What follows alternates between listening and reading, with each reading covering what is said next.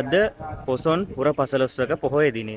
ඉතින් අපි හැමෝම දන්නවා පොසොන් පොය අපිට වැදගත් වෙන්නේ ඇයි කියලා. මිහිඳු මහරහතන් වහන්සේ බුදුදහමත් රැගෙන ලංකාවට වැඩම කරපු ඓතිහාසික දවස තමයි පොසොන් පොහොය කියන්නේ. ඉතින් පොසොන් පොහොයට ලංකාවේ ගොඩක් අය අනුරාධපුරයේ මිහින්තලේ මන්දනාව යනවා. ඒ වගේම තව වැදගත් ස්ථානයක් තියෙනවා රුහුණු මාගම්පත්තුවේ. ඒ තමයි සිතුල්පව්ව. ඉතින් ගොඩක් දුරට දකුණු පළාතේ අය සිතුල්පව් වන්දනාවේ තමයි යන්නේ. මම දැන් මේ ඉන්නේ සිතුල්පව්වේ පුංචි සිතුල්පව්ව කියන ස්ථානයේ තියෙන වැව ඉස්සරහා. ඉතින් අපි මෙතනට ආපු හැටි ඔයාලට මම දැන් පෙන්නන්නම්. මෙතනට එන එක ලේසි පහසු දෙයක් නෙමෙයි. දූවිලි පිරුණු පාරවල් පහු කරගෙන ඉන්න තියෙන යාල කැලේ මැද මම දැන් මේ ඉන්නේ යාල කැලේ මැද. ඉතින් එහෙනම් බලලා එන්න අපි කොහොමද මේ සිතුල්පව්වට ආවේ කියලා.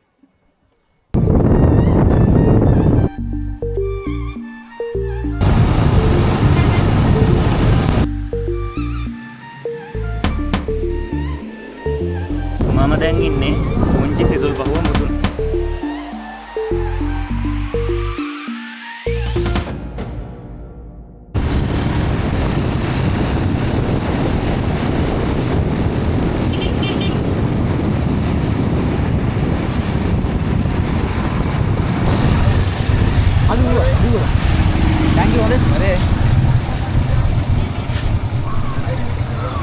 බණ්ඩුක උපාසක පිරිස ශ්‍රී ලංකාවට ලැබිලා මිශ්‍රක පබ්බතේට වැඩම කරපු දවස.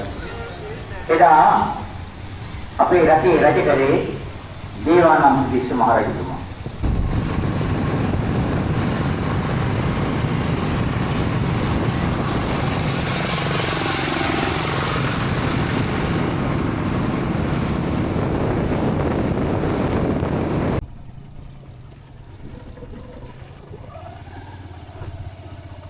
ඔන්න දැන් තමයි සිතුල්පව්ව යන බස් පාරට අපි බයික් එක දැම්මේ. ඔයාලට බලා ගන්න පුළුවන් ඉස්සරහට කොහොමද තත්ත්වය කියලා.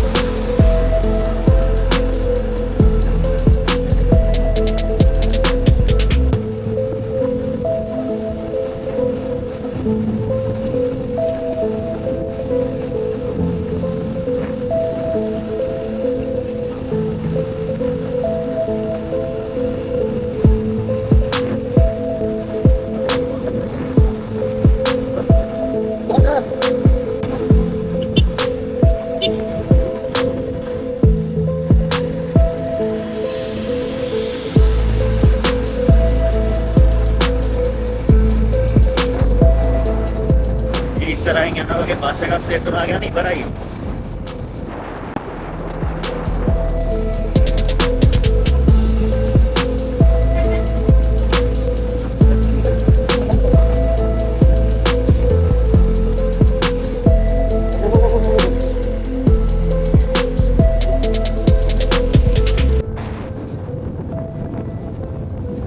බස් එක නම් පාස් කරගත්තා.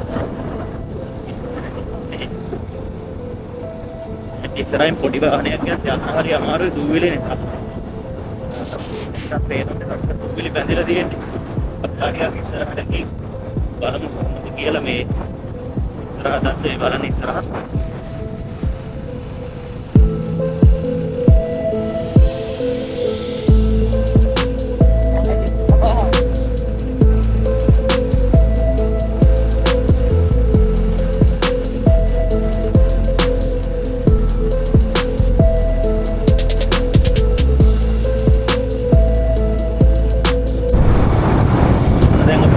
ළඟට ඇවිල්ලා තියෙන්නේ තව ටිකක් දුර යන්න තියෙනවා. මොකද මහවිහාරේ අපි දැන්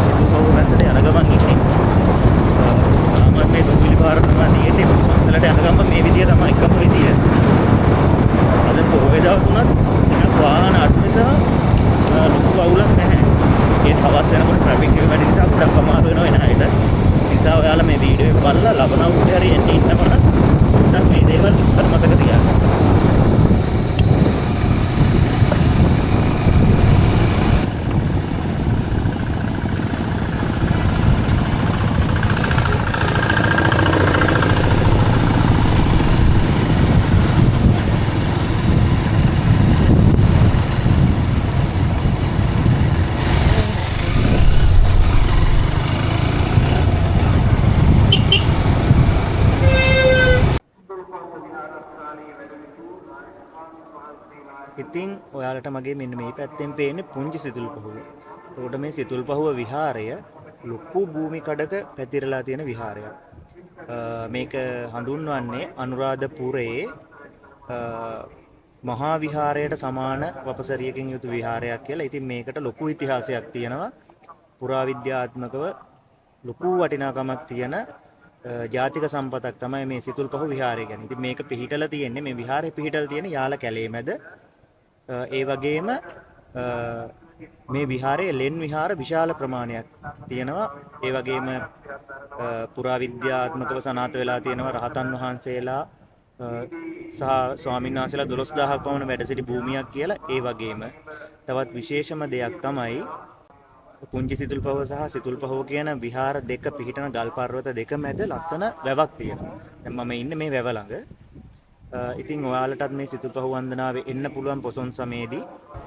ඉතින් මේ සිතුල්පහුව විහාරයේ ඉතිහාසය කාවන්තිස්ස රජ සමය දක්වා දිවෙනවා. පුරාවිද්‍යාත්මකව තහවුරුන් තොරතුරු වලින් දැනගන්න ලැබුණේ මේ සිතුල්පහුව විහාරයේ ඉදිකලා තියෙන කාවන්තිස්ස රජතුමා. ඊට පස්සේ කාවන්තිස්ස රජතුමාගෙන් පස්සේ හිටපු රජවරු බොහොමයක් දෙනා මේ සිතුල්පහුව විහාරය ප්‍රතිසංස්කරණය කරලා තියෙනවා. එතකොට බලගම්බා රජතුමාගේ කාලේ සාගතයක් ඇවිල්ලා මේ විහාරයේ හිටපු ස්වාමින් වහන්සේලා විශාල ප්‍රමාණයක් සාගතෙන් මිය ගියා කියලා තහවුරු වෙලා තියෙනවා. ඉතින් ඒ වගේ ඉතිහාස කතා ගොඩාක් තියෙන තැනක් තමයි මේ සිතුල්පහුව කියන්නේ. අපි දැන් යමු පුංචි සිතුල්පහුවට යන මාර්ගයේ තියෙන විශේෂ තැන් ටික බලන්න. ඉතින් ඔයාලට මේ මෙතනින් පේන්නේ මම කියපු වැව. ඒ වගේම ඔයාලට මෙන්න මෙතනින් පේන මැති zoom කරලා පෙන්නුවොත් මෙන්න මෙතන මේ තියෙන එකලෙන් විහාරයක්. ඒ ලින් විහාර ප්‍රතිසංස්කරණය කරලා අදටත් හොඳ තත්ත්වයේ පවතිනවා. අපි පුංචි සිතුල්පහුවට යන පාරේ ගිහින් බලමු අපිට තවත් බලන්න තියෙන තැන් මොනවද කියලා.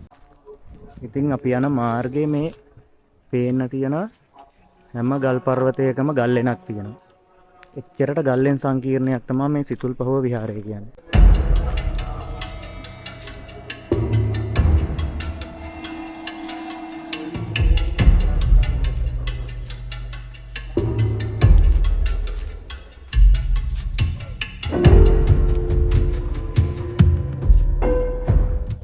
ඔයාලට බලා ගන්න පුළුවන් මේ තියෙන තවත් ගල් ලෙනක්. ඒ කාලේ ස්වාමීන් වහන්සේලා වැඩ සිටපු ගල්ලෙන් දැන් ඉන්නේ වවුල්ලු. ඔයාලට බලා ගන්න පුළුවන්. මේ වගේ ගල්ලෙන් විශාල ප්‍රමාණයක් මේ සිතුල්පහුවේ අදටත් දැක ගන්න පුළුවන්.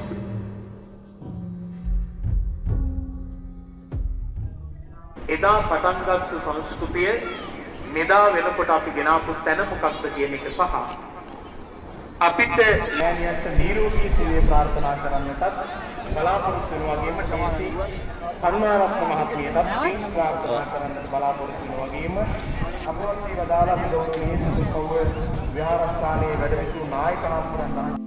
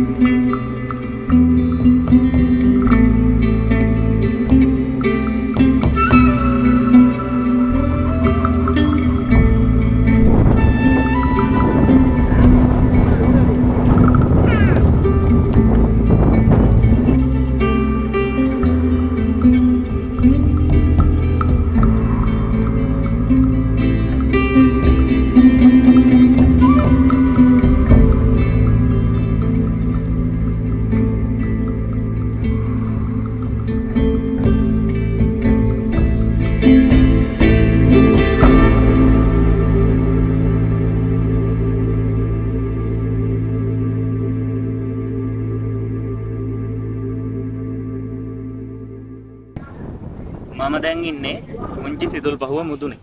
ඔයාලට මේ මගේ පිටිපස්සෙන් පේන්නේ පුංචි සිතුල්පහුව චෛත්‍යය. ඔයාලට මගේ ඉස්සරහින් පේන දේ පෙන්නුවොත් හිතා ගන්න බැරි වෙයි. එච්චරට ලස්සනයි. මගේ ඉස්සරහින් පේනවා මම ඔයාලට කියපු වැව, ඒ වගේම සිතුල්පහුව පර්වතය, ඒ විතරක් නෙවෙයි. යාල වනාන්තරය එක යායට පේනවා. ඒ වගේම ඇතින් මුහුද පේනවා. මේ view එක ගැන නම් කියලා නිම කරන්න බෑ. ඉතින් ඔයාලා හිතන්න ඒ කාලේ රහතන් වහන්සේලා මොනතරම් මානසික නිදහසක් ලබා ගන්න නැද්ද කියලා. මම කියන්නේ බොරු නම් ඔයාලම දැන් බලා ගන්න. ඔයාලට මේ මගේ පිටපස්සෙන් පේන්නේ පොන්චි සිතුල්පහුව පර්වතයේ මුදුනේ තියෙන චෛත්‍ය රාජානන් වහන්සේ. මේ එක යායටම පේන්නේ යාල කැලේ. එතකොට මේ මෙතනින් පහලින් පේන්නේ මම ඔයාලට කියපු වැව. ඒ වගේම මෙන්න මෙතනින් පේනවා සිතුල්පහුව පර්වතය. ඒ වගේම මේ මෙතනින් පේනවා සමාජ බුද්ධ ප්‍රතිමා වහන්සේ නමක්. මේ පිටට යන මේ ඒරියා එක පේන්නේ. මේ පැත්තට යනකොට තිස්ස මහාරාම පැත්ත. ඒ ටික තමයි පේන්නේ. ඉතින් ඔයාලා හිතන්න මෙතනට පේන view එක කොහොමද කියලා. ඒ වගේම දැන් පුංචි සිතුල්පහුවට එන මාර්ගයේදී මම ඔයාලට පෙන්නුවා තියෙන ගල්ලෙන්, ඒ වගේම කටාරම් කොටපු ගල්ලෙන්, ඒ වගේම තවත් විශේෂ ස්ථාන ගොඩක් තියෙනවා. ඉතින් මේක ඇවිදින්න දවසක් මදි ඇත්තටම. සිතුල්පහුව එන කෙනෙක් නම් මේක සම්පූර්ණ බලා ගන්න ඕන නම් පොයට කලින් දවසේ උදේ වගේ ආවනම් ඊට කලින් දවසේ සම්පූර්ණ ඇවිදලා නිදහසේ මේ ටික බලා ගන්න පුළුවන්. ඉතින් අපිට තියෙන කාල වේලාවත් එක්ක මට එන්න උනේ පොයේ දවසේ. ඒ නිසා මට සම්පූර්ණ ඇවිද ගන්න බැරි වෙයි. ඒත් පුළුවන් තරම් දේවල් ටික ඔයාලට පෙන්වන්න මම බලාපොරොත්තු වෙනවා. ඉතින් අපි යමු දැන් පුංචි සිතුල්පහුව මුදුනට ගිහින් බලමු මෙතෙන්ට පේන view එක කොහොමද. තව දෙයක් කියන්න මතක් වුණා. දැන් මේ වීඩියෝ එක පටන් ගනිද්දි මම හිටපු තැනක් තිබුණනේ. එතනට පුංචි සිතුල්පහුව පේනවා. ඒ වගේම මේ පුංචි සිතුල්පහුව පර්වතයේ මුදුනට මම වීඩියෝ එක පටන් ගත්ත තැන පේනවා හරි ලස්සනට. ඔන්න බලා ගන්නකො.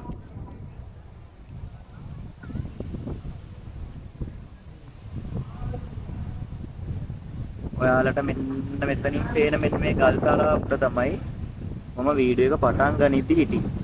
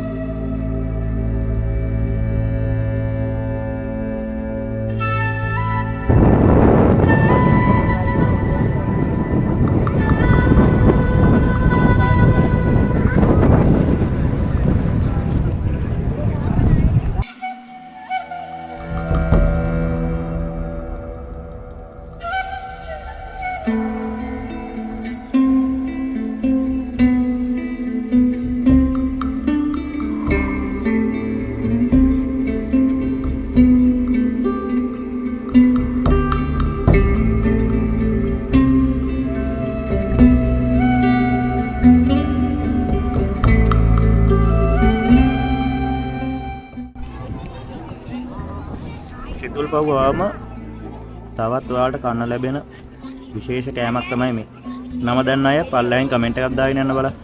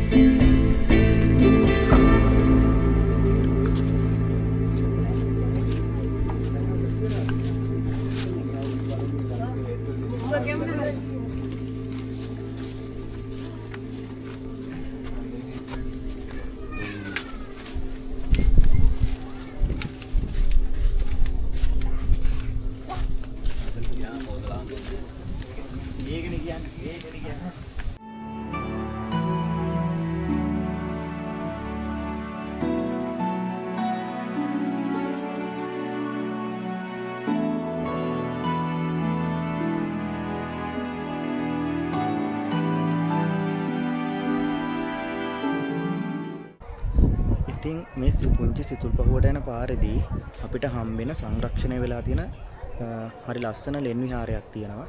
ඉතින් ඔයාලට මම වගේ මේ පිටිපස්සෙන් පේන්නේ ලෙන් විහාරය. මම එතනට ගිහිල්ලත් වීඩියෝ එකක් මේකට දාන්නම්. මට පේන විදිහට මෙතන ස්වාමීන් වහන්සේලා දැනටත් වැඩ ඉන්නවා. ඒ නිසා වැඩි සද්ද බද්ද නොකර තමයි යන්න ඕනි. එතකොට ඔයාලට මතක ඇති වීඩියෝ එක පටන් ගන්නදී මම පෙන්නුවා මේ ලෙන. ඉතින් මෙතෙන්ට පේනවා පුංචි සිතුල් පහුව චෛත්‍යයක්. මෙන්න මේ පැත්තෙන් තමයි ඒක පේන්නේ. මෙතනින් පේන්නේ පුංචි සිතුල් පහුව චෛත්‍යය.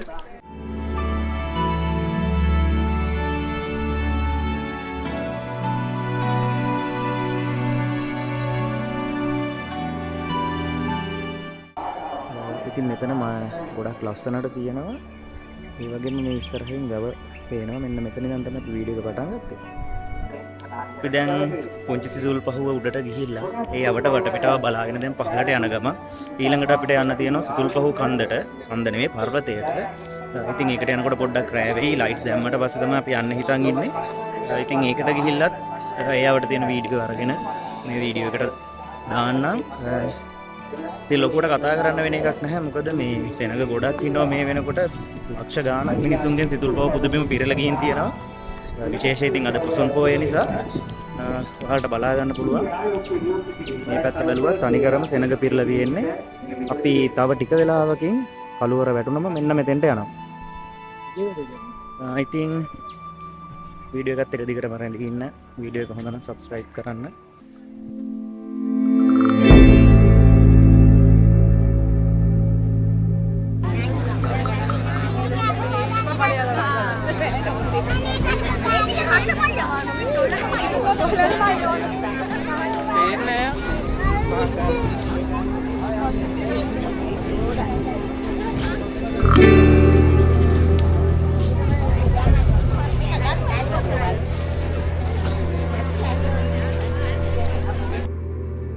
දැන් වෙලාව හවස 6ට විතර ඇති.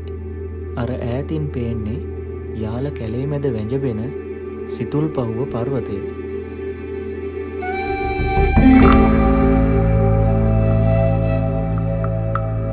අද පොසොන් පෝය නිසා මුළු සිතුල් පහුවම විදුලි බල්බ වලින් ආලෝකමත් වෙලා.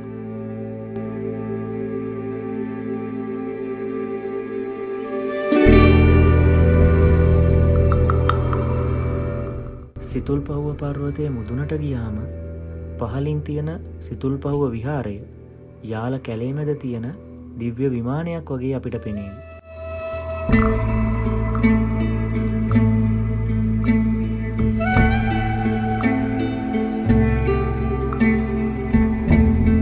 විදුලි බල්බ වලින් ආලෝකමත් වුණු මේ සුන්දර මාර්ගයේ දිගේ සිතුල් පහුව පර්වතයේ මුදුනට අපි ගිහින් බලමු. අවට වටපිටාව අපිට පේන්නේ කොහොමද කියලා.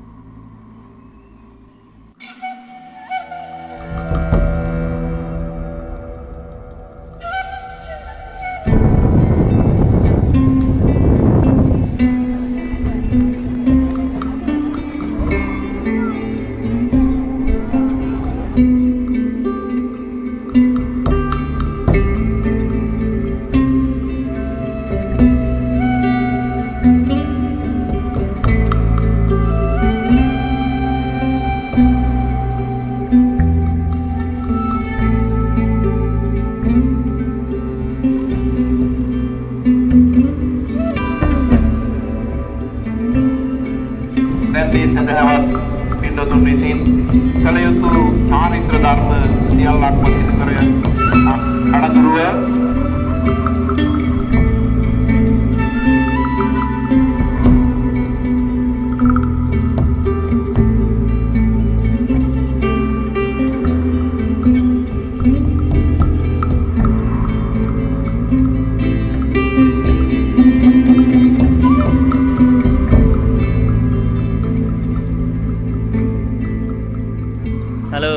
මෝනින් ඔන්න එහෙනම් සිතුල් පහුව බ්ලොග් එක මෙතනින් ඉවර කරනවා. දැන් වෙලා උදේ 4 විතර ඇති. අපි මම ඉන්නේ දැන් යෝධ කණ්ඩිය වැව ළඟ. ඉතින් මේ ඔයාලට මේ පැත්තෙන් පේන්නේ යෝධ කණ්ඩිය වැව.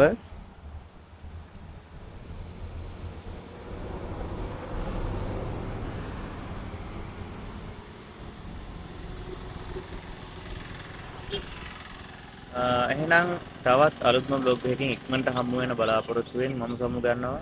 මම ඊයුස්.